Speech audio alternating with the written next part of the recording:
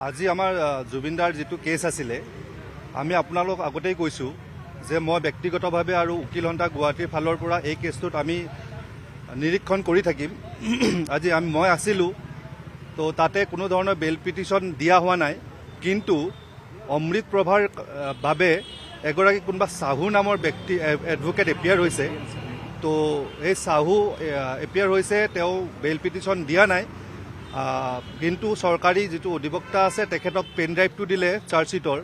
কিন্তু অতি পৰিতাপৰ বিষয় যে পেন ড্ৰাইভটো দিলে 12,000 পৃষ্ঠা বা ইমান হাজাৰ পৃষ্ঠাৰ, কিন্তু সেই পেন ড্ৰাইভটো পঢ়িবৰ কাৰণে চৰকাৰী উকিলৰ হাতত এটা কম্পিউটাৰ নাই। আৰু অহা 3 জানুৱাৰী 2026 কেছটো চাৰ্জ ফ্ৰেমৰ কাৰণে আছে। আপুনি এটা কথা কওক, এজন মাত্ৰ চৰকাৰী অধিবক্তাই 12,000 পেজ পঢ়ি এটা চাৰ্জ ফ্ৰেমিঙত তেওঁ শুনানি গ্ৰহণ কৰিব, এইটোতো হ'ব নোৱাৰে, যাৰ লগত আনকি এটা লেপটপ নাই।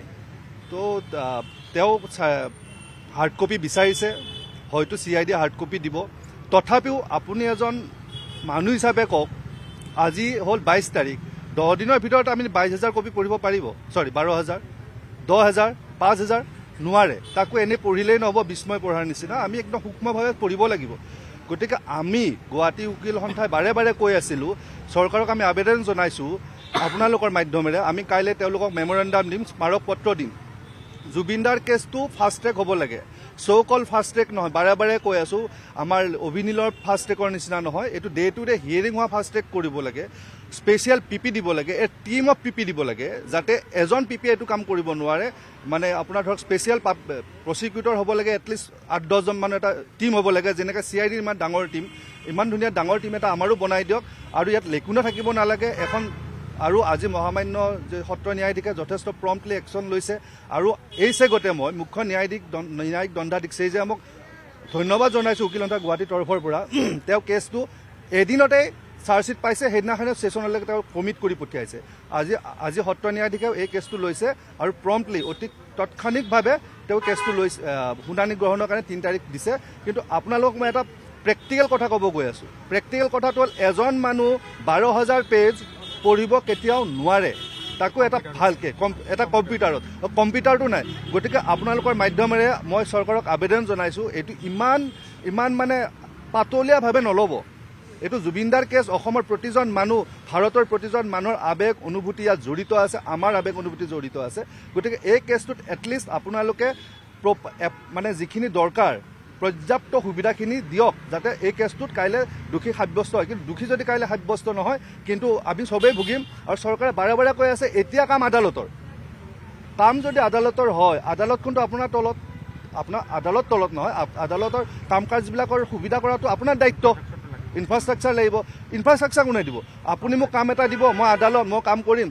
মোক কামটো কৰিব, আপুনি পৰ্যাপ্ত বস্তু নিদিব, এটা কম্পিউটাৰ নিদিব, মই অকলে 12,000 পেজ পঢ়িব লাগিব, এইটোতো নহ'ব। গতিকে চৰকাৰক কৈছোঁ, যদি সদিচ্ছা আছে, আমি আপোনালোকৰ লগত আমাৰ কোনো দ্বন্দ্ব নাই, বিবাদ নাই। আমি অসমীয়া ৰাইজৰ হৈ কৈ আছোঁ, অসমবাসীৰ হৈ কৈ আছোঁ, যদি আপোনালোকৰ সঁচাকৈ সদিচ্ছা আছে, এই মানুহখিনিক যিখিনি আমাৰ PP আছে, তেওঁ স্পেচিয়েল পাব্লিক প্ৰচিকিউটৰ দিয়ক, এটা টীম দিয়ক, 8-10টা মানুহৰ টীম দিয়ক, লগত এছিষ্টেণ্ট কিছু মানুহ দিয়ক, কম্পিউটাৰ দিয়ক, এটা ফুল ফ্লেজাৰ টীম দিয়ক, তেতিয়াহে আমি ন্যায় পাম। তাৰ বাহিৰে কিন্তু আমি ন্যায় পোৱাৰ আশা খুব কম আছে। 3 তাৰিখে ফিজিকেলি ভাৰ্চুৱেলি একো কথা কোৱা নাই, কিন্তু যিটো আমি দেখিছোঁ হয়তো ভাৰ্চুৱেলিয়ে হ'ব, কাৰণ অৰ্ডাৰটোত আছে, অৰ্ডাৰটোত লিখিছে যে তেওঁলোকক কপি দিব দিছে, তেওঁলোকক 7 দিনৰ ভিতৰত কপি দিব দিছে, হাৰ্ড কপি। যিহেতু চাওক, এইখন মহামান্য আদালতে বুজি পাইছে যে জেলত কম্পিউটাৰ নাই, গতিকে CIDক কৈছে যে আপোনালোকে এই গোটেই চাৰ্জশ্বিটখন তেওঁলোকক হাৰ্ড কপি দিব। চাৰ্জশ্বিটখন পেন ড্ৰাইভ পাইছে, পেন ড্ৰাইভ পালে আপুনি এতিয়া সেই তাতো পঢ়িব নোৱাৰিব ন, কম্পিউটাৰ নাই। গতিকে সেই বস্তুটো হৈছে, তেখেতসকলক 7 দিনৰ ভিতৰত দিব দিছে। CIDয়ে দিব, ডাইৰেকশ্যন আছে ইয়াতে, আপোনালোকে 7 দিনৰ ভিতৰত দিব। আৰু দুজন ইয়াতে ধৰক অমিতাভ বৰুৱা বুলি এজন আছে, আৰু প্ৰবীণ কুমাৰ শৰ্মা, এওঁলোক দুজন লিগেল ডিফেন্স কাউন্সিল আৰু নিয়োগ হৈছে। যিজন প্ৰথমতে চিফ লিগেল এইড আছিলে ধ্ৰুৱজ্যোতি দাস, তেওঁলোকৰ লগত এই দুজনকো দিছে, কাৰণ তেওঁলোকে মহামান্য আদালতে বুজি পাইছে যে অকলে এজনে নোৱাৰে। গতিকে মই বাৰে বাৰে কৈছোঁ যে আৰু আমাক এটা ভাল টীম দিয়ক।